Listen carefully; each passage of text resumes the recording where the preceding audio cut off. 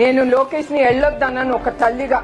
వెళ్ళొద్దు, వీళ్ళు ఏమన్నా చేస్తారు, నేను అటాక్ చేస్తారు, ఏదన్నా చేస్తారు, వీళ్ళకి ఏం ఉండదు అన్నాను. అన్నప్పుడు ఆయన లోకేష్ ఒకటే చెప్పారు, అమ్మా నేను ఇంట్లో కూర్చున్నా వాళ్ళు ఏమన్నా చేయగలరు, నేను వెళ్తాను, నేను వెళ్ళి మన తెలుగుదేశం పార్టీకి నాకు ఇప్పుడు అవసరం, నేను వెళ్తాను, వాళ్ళే ఉన్నారు నాకు అని. ఇప్పుడు మిమ్మల్ని అందరినీ చూస్తే ఆ నిర్ణయం కరెక్ట్ అని ఇప్పుడు తెలుస్తుంది. ఇప్పుడు మన ఇంట్లో నుంచి చాలా మంది ఇళ్ళ నుంచి సైనికుడు వెళ్తాడు కదండి మన దేశాన్ని కాపాడటానికి.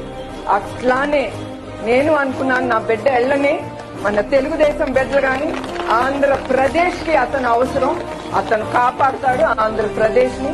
ఎట్లా నాకు మా ఆయన మీద నమ్మకం, అట్లానే మా అబ్బాయి మీద కూడా నాకు అంత నమ్మకం.